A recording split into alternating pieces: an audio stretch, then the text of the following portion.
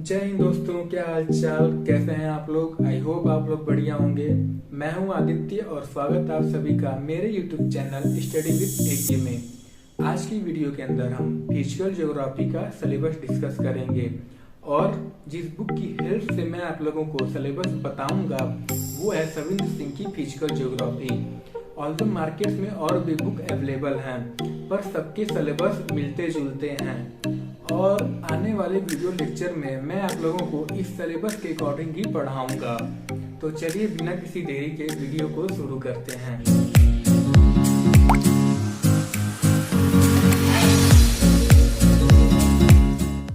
तो total 45 chapter दिया है आपका बुक के अंदर, जिनमें से इन चैप्टर्स को 4 ब्रांचेज में डिवाइड किया गया है एक्सेप्ट द चैप्टर 1। तो अगर हम बात करें ब्रांचेज, जिन ब्रांचेज में इनको डिवाइड किया गया है, तो पहला ब्रांच आपका आता है जियोमॉर्फोलॉजी, ओशिनोग्राफी, क्लाइमेटोलॉजी और बायोजियोग्राफी। ये सब ब्रांच आपके फिजिकल ज्योग्राफी के ब्रांच हैं, बस इनको बुक के अंदर 4 पार्ट में डिवाइड किया गया है। तो अगर हम बात करें जियोमॉर्फोलॉजी की, तो जियोमॉर्फोलॉजी के अंदर हम अर्थ के फिजिकल फीचर से रिलेटेड थिंग्स पढ़ेंगे। सेकेंड आपका आता है ओशिनोग्राफी, इसको हम ओशिनोलॉजी के टर्म में भी जानते हैं। इसके अंदर हम ओशियन से रिलेटेड थिंग्स पढ़ेंगे। थर्ड आपका क्लाइमेटोलॉजी, क्लाइमेटोलॉजी के अंदर हम क्लाइमेट से रिलेटेड थिंग्स पढ़ेंगे कि हमारा क्लाइमेट किस प्रकार से चेंज होता है, वो भी आपका इसके अंदर आएगा। फोर्थ आपका है बायोजियोग्राफी, बायोजियोग्राफी के अंदर हम पढ़ेंगे कि हमारे प्लांट और एनिमल किस प्रकार से डिस्ट्रीब्यूट हुए हैं हमारी धरती पर। तो अगर हम बात करें chapter 1 nature of physical geography की, जैसा कि मैंने आप लोग को पहले ही बता दिया है कि ये इन ब्रांच के अंदर किसी में भी नहीं आता है। तो इनके टॉपिक्स आप देख लीजिए। पहला टॉपिक है आपका scope of physical geography, second topic आपका आता है डेवलपमेंट ऑफ फिजिकल जियोग्राफी और थर्ड टॉपिक है आपका ब्रांचेज ऑफ फिजिकल जियोग्राफी। ये जो भी ब्रांचेज मैंने आपको ऊपर बताए फिजिकल जियोग्राफी का, इनके बारे में और डीप में जाके हम चैप्टर 1 के इस टॉपिक के अंदर पढ़ेंगे। चैप्टर 2 ओरिजिन ऑफ अर्थ, यहाँ से आपका जियोमॉर्फोलॉजी पार्ट शुरू होता है। इस चैप्टर के अंदर हम अर्थ के ओरिजिन से रिलेटेड थिंग्स पढ़ेंगे। इस चैप्टर में आपका solar system, gaseous hypothesis of Kant, nebular hypothesis of Laplace और बिग बैंग थ्योरी जैसे टॉपिक आते हैं। अगला चैप्टर है आपका चैप्टर 3 एज ऑफ अर्थ। इसके अंदर हम अर्थ के एज के बारे में पढ़ेंगे। इसमें हम जानेंगे कि हमारा अर्थ डिफरेंट स्टेजेस में किस तरह से इवॉल्व हुआ। नेक्स्ट चैप्टर आपका आता है chapter 4 structure of earth interior. इस चैप्टर के अंदर हम अर्थ के इंटीरियर के बारे में जानेंगे। इसमें आपके टॉपिक्स हैं आर्टिफिशियल सोर्स, नेचुरल सोर्सेज और thickness and depth of different layers of earth. Next chapter आपका आता है origin of continent and ocean basin. इस चैप्टर के अंदर हम कंटिनेंट और ओशियन के ओरिजिन के बारे में पढ़ेंगे। इसके अंदर हमारे टॉपिक कुछ इस प्रकार से आते हैं, जैसे टेट्राहाइड्रल हाइपोथेसिस हो गए, continental drift theory of Edwin Taylor, एजी वैगनर और आपका प्लेट टेक्टोनिक थ्योरी आता है। चैप्टर 6 आपका आता है थियरी ऑफ आइसोस्टेसी। ये चैप्टर आप तभी जान पाएंगे जब आप पहले के चैप्टर कवर किए रहेंगे। तो मैं इस चैप्टर में आपको ज्यादा कुछ बताऊंगा नहीं अभी। इसके अंदर कई जियोग्राफर्स ने अपने अलग अलग कॉन्सेप्ट दिए हैं, यहाँ पे उसी के बारे में हम इस चैप्टर्स में पढ़ेंगे। जैसे कि concept of sir George Airy हो गया, आर्केडियन प्रैट हो गया, जॉली और concept of Holmes. Next chapter आपका आता है अर्थ मूवमेंट। इस चैप्टर में हम अर्थ के मूवमेंट के बारे में पढ़ेंगे। इसमें हमारे टॉपिक हैं endogenic forces, exogenetic forces, diastrophic forces and movements. उसके बाद टॉपिक आता है आपका epeirogenetic movement and orogenetic movement और नेक्स्ट है आपका फोल्डिंग, फॉल्टिंग और ड्रिफ्ट वैली। नेक्स्ट चैप्टर आपका आता है रॉक्स। इसमें हम इग्नियस रॉक, सेडिमेंट्री रॉक्स और मेटामॉर्फिक रॉक्स के बारे में पढ़ेंगे। नेक्स्ट चैप्टर है आपका चैप्टर 9 वोल्केनिसिटी एंड वॉल्केनोज। इसमें हम concept of volcanicity, types of volcanoes और mechanism and causes of volcanism and cones, crater और गीजर्स के बारे में पढ़ेंगे। मैं इन टॉपिक के बारे में आपको डीप में नहीं बता रहा हूँ क्योंकि ये सिर्फ आपका एक सिलेबस एक्सप्लेन करने वाली वीडियो लेक्चर है। जैसे जैसे मैं आपको वीडियो लेक्चर प्रोवाइड करूंगा उसके अंदर हम डीप में जाके पढ़ेंगे। चैप्टर 10 अर्थक्वेक यानी भूकंप। अर्थक्वेक के बारे में आप लोगों ने पहले भी पढ़ा होगा और अर्थक्वेक को महसूस भी किया होगा। इस चैप्टर के अंदर आज के टॉपिक्स कुछ इस प्रकार आते हैं। पहला आता है कॉजेज ऑफ अर्थक्वेक, यानी अर्थक्वेक के कॉज यानी अर्थक्वेक के आने के पीछे का कारण क्या है। उसके बाद आता है आपका classification of earthquake, world distribution of earthquake और हैजार्डस यानी dangerous effect of earthquake. Next chapter है आपका चैप्टर 11 माउंटेन बिल्डिंग। हमने और आपने पहाड़ तो कई बार देखे होंगे और कई जगह देखे होंगे, पर क्या आपने कभी सोचा है कि ये पहाड़ आखिर बनते कैसे हैं, इनके बनने का पीछे का कारण क्या है। तो वो कारण हम इस चैप्टर के अंदर पढ़ेंगे। इसके चैप्टर के अंदर हमारे टॉपिक्स कुछ इस प्रकार आते हैं। Classification of mountain, block and folded mountain, geosyncline and theories of mountain building. इस टॉपिक के अंदर कई जियोलॉजिस्ट ने अपने अलग अलग थ्योरीज यानी सिद्धांत दिए हैं। नेक्स्ट चैप्टर है आपका चैप्टर 12 प्लेटियो यानी पठार। इस चैप्टर के अंदर हम ओरिजिन एंड इवोल्यूशन ऑफ प्लेटियोस के बारे में पढ़ेंगे, क्लासिफिकेशन ऑफ प्लेटियोस के बारे में पढ़ेंगे। नेक्स्ट चैप्टर आता है आपका चैप्टर 13 प्लेन। अगर प्लेन के बारे में देखें तो इसको हम कह सकते हैं कि a flat area with a large amount of land, या इस तरह से कह सकते हैं कि very large area of flat land. इसके अंदर आपके टॉपिक आते हैं origin and development of plain, erosional plain, depositional plain and Ganga plains. और अगर हम नेक्स्ट चैप्टर की तरफ आए लेक्स, लेक्स को भी आप लोगों ने बहुत जगह देखा होगा। ये हमारी दुनिया में मिलियंस नंबर में प्रेजेंट है। अगर लेक्स की हम लोग डिफिनीशन देखें तो इसको हम कह सकते हैं कि water bodies with surrounded from 4 sides. तो ऐसे तो कई वाटर बॉडीज होंगे जो चारों साइड से सराउंड होंगे, पर उसे हम लेक्स ही क्यों बोलेंगे वो हम इस चैप्टर के अंदर पढ़ेंगे। इसके आप टॉपिक्स हैं आपके spatial distribution of lakes, types of lakes and obliteration of lakes. अब नेक्स्ट चैप्टर आपका आता है chapter 15 weathering and mass movement. यहाँ वेदरिंग का मतलब होता है कि breaking down of rocks due to chemical and mechanical process in that area. इसके अंदर आपके टॉपिक आते हैं मीनिंग एंड कॉन्सेप्ट, मतलब हम इनके मतलब और कॉन्सेप्ट ये आखिर है क्या वो जानेंगे।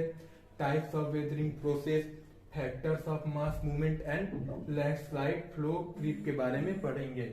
नेक्स्ट चैप्टर आता है आपका chapter 16 cycle of erosion, rejuvenation and polycyclic relief. इस चैप्टर के अंदर आपके टॉपिक्स हैं geographical cycle of erosion of Davis, normal cycle of erosion, topographic expression of rejuvenation. यह रिजुवेनेशन का मतलब होता है कि रिन्यू या रिसाइकल भी हम कह सकते हैं। चैप्टर 17 यानी नेक्स्ट चैप्टर है आपका ड्रेनेज सिस्टम एंड पैटर्न। यहाँ ड्रेनेज का मतलब वो नाली वाला ड्रेनेज आप ना समझ लीजिएगा, इसको हम नदी से रिलेटेड ड्रेनेज, मतलब ये ड्रेनेज आपका नदी से रिलेटेड है, ना कि जो शहर में हम नाली ये देखते रहते हैं उससे रिलेटेड है। इसके अंदर आपके टॉपिक आते हैं स्ट्रीम ड्रेनेज पैटर्न। यहाँ पे हम ड्रेनेज सिस्टम को रिवर सिस्टम भी कह सकते हैं, और रिवर कैप्चर यूनिट जैसे रिवर जैसे टॉपिक्स भी इसके अंदर आते हैं। नेक्स्ट चैप्टर आपका chapter 18 running water and fluvial rainfall. अब इसके अंदर आपके टॉपिक आते हैं erosional work of river, waterfall, potholes और depositional landform, delta formation, growth and classification. अब देखिए यहाँ लेक्स और रनिंग वाटर दिया है, तो लेक्स रनिंग वाटर के अंदर नहीं आते हैं, बहुत कम लेक्स हैं जो रनिंग वाटर के अंदर आते हैं। अब नेक्स्ट चैप्टर है chapter 19 ground water and karst topography. इसके अंदर आपके टॉपिक्स आते हैं erosional work and depositional work, lapies और नेचुरल ब्रिज। तो अब हम नेक्स्ट चैप्टर 20 पढ़े तो सी वेव्स एंड कोस्टल लैंडफॉर्म। इस चैप्टर के अंदर हम सी वेव्स के बारे में जानेंगे और कोस्टल लैंडफॉर्म के बारे में जानेंगे, मतलब कि हमारे सी वेव्स आखिर जनरेट कैसे होते हैं, और जो कोस्टल यानी जो समुद्र के किनारे के एरिया आते हैं वो कैसे बने हैं। तो इसके अंदर आपके टॉपिक्स हैं sea coast, cliffs, sea caves, beach and सबका। तो नेक्स्ट चैप्टर है आपका 21 विंड एंड एओलियन लैंडफॉर्म।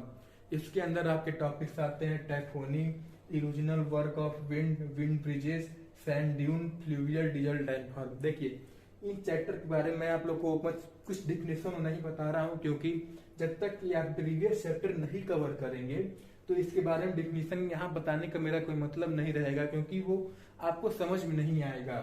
तो जब मैं चैप्टर पढ़ाऊंगा लाइन बाय लाइन, तब मैं आप लोग को बढ़िया से एक्सप्लेन करूंगा। तो अगर नेक्स्ट चैप्टर देखें, chapter 22 glacier and glaciated topography. Glacier पता ही चल रहा होगा कि इसके अंदर हम आइस रिलेटेड थिंग्स पढ़ेंगे, और आपका टॉपिक भी पहला यही आता है कि आइस एंड रिलेटेड फिनोमिनन। दूसरा टॉपिक है आपका types and movement of glacier. तीसरा आपका आता है यू शेप्ड वैली, और आता है इसके बाद आपका टॉपिक आता है सर्फ। फिर हम नेक्स्ट चैप्टर 23 की तरफ बढ़ेंगे। ये है आपका पेरीग्लेशियल प्रोसेस एंड लैंडफॉर्म। इसके अंदर आपके टॉपिक्स कुछ इस प्रकार आते हैं: permafrost, mechanism of periglacial process, thermokarst and stone streams. तो यहाँ तक आपका जियोमॉर्फोलॉजी पार्ट खत्म होता है। इसके बाद हम जो हमारा नया ब्रांच यानी नया पार्ट जो है, या कह सकते हैं नेक्स्ट पार्ट जो है चैप्टर्स के, जो मैंने आपको शुरुआत में ही बताए थे, वो हम मतलब उनके सिलेबस और चैप्टर्स हम देखेंगे। अब यहाँ से आपका ओशियनोग्राफी के चैप्टर शुरू होते हैं। Chapter 24 reliefs of the ocean basin. इसके अंदर आपके टॉपिक्स हैं continental shelf, deep sea plain and ocean depth. अब नेक्स्ट चैप्टर पे आए। Next chapter 25 temperature and density of ocean water. इसके अंदर आपके टॉपिक्स आते हैं daily range of temperature, distribution of temperature and density of ocean.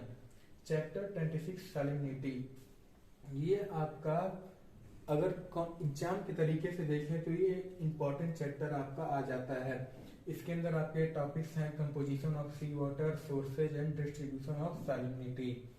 Next chapter 27 ocean deposit. इसके अंदर आपके टॉपिक्स हैं sources and types of marine deposit, distribution of ocean deposit. Next आपका आ जाता है चैप्टर 28 ओशियन टाइड्स। यहाँ टाइड्स के बारे में भी आप लोगों ने अपने पहले क्लासेज यानी क्लास 8, 9, 10 में भी पढ़े होंगे जियोग्राफी के अंदर।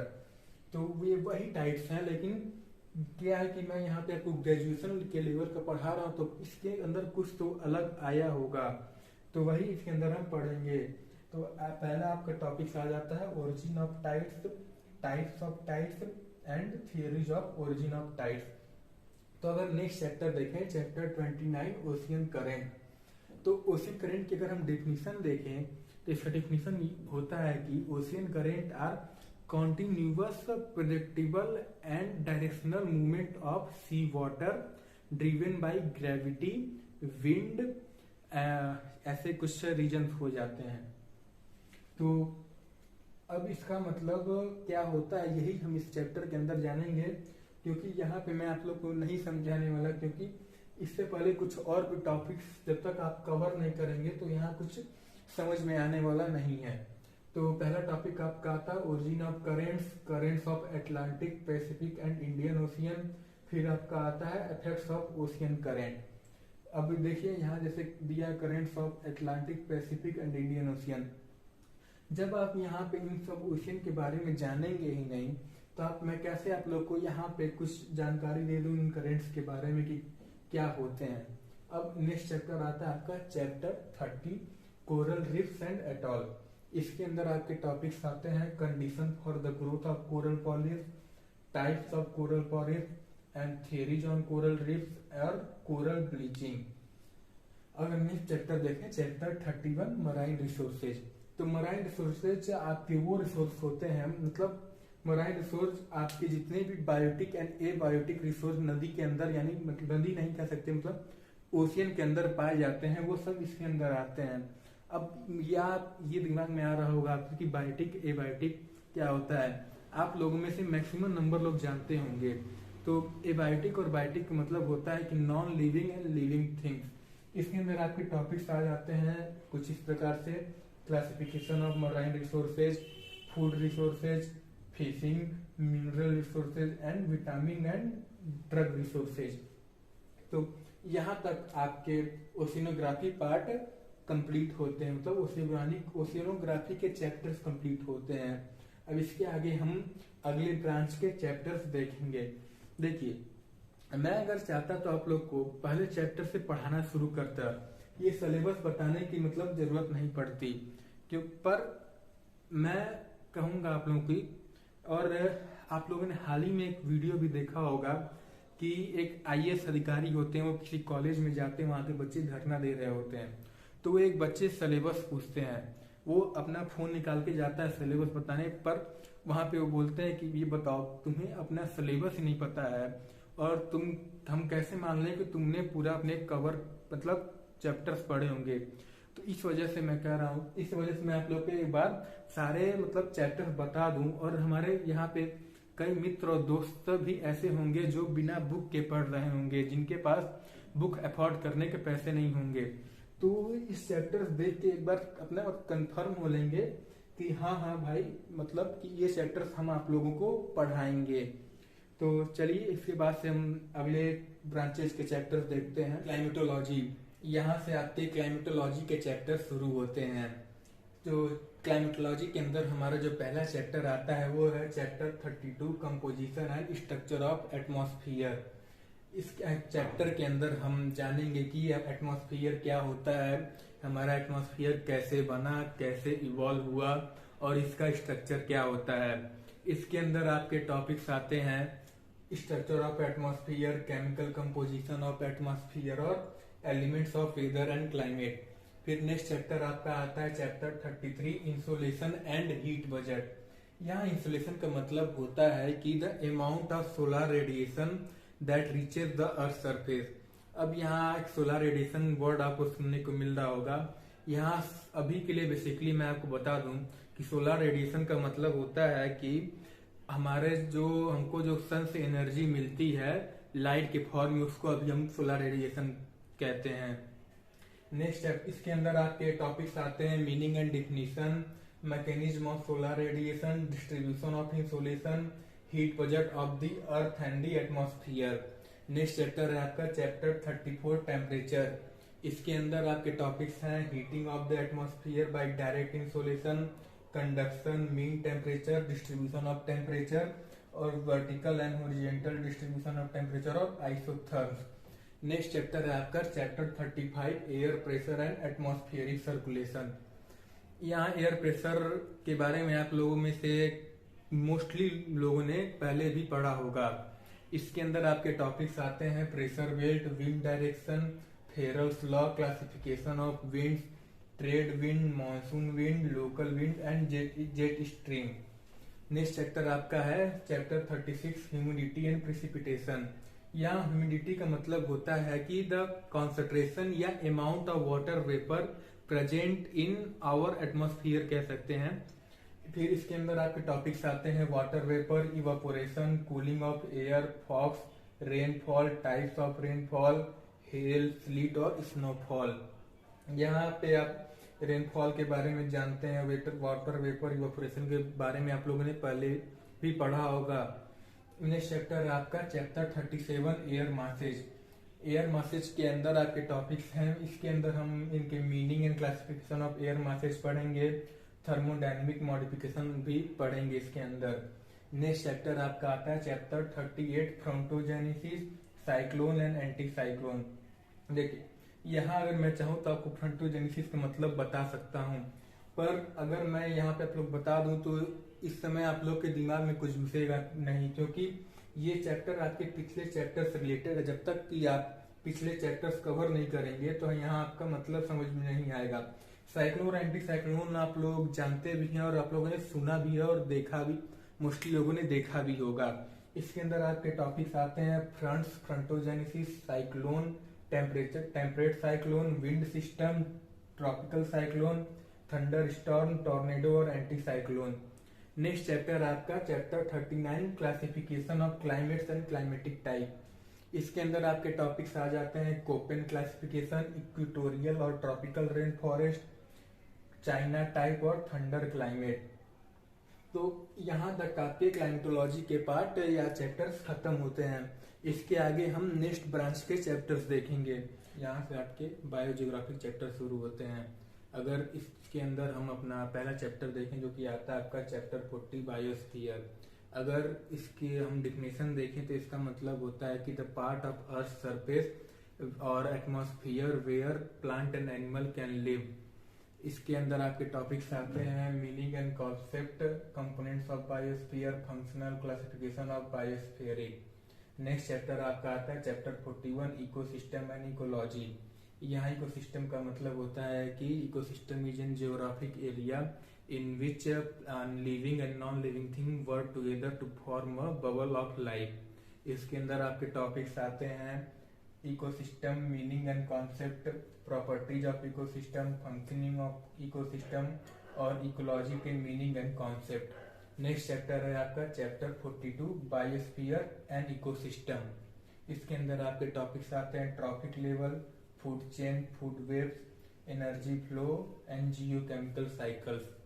नेक्स्ट चैप्टर आपका आता है चैप्टर 43 प्लांट कम्युनिटी।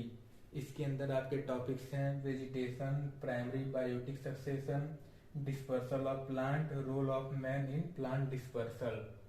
अब नेक्स्ट चैप्टर है आपका चैप्टर 44 एनिमल कम्युनिटी। इसके अंदर आपके टॉपिक्स कुछ इस प्रकार आते हैं।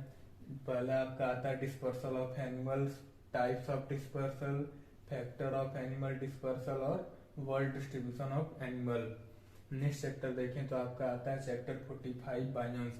बायोन्स का मतलब होता है कि community of plant and animal that occur naturally और and they share same characteristic in that specific area.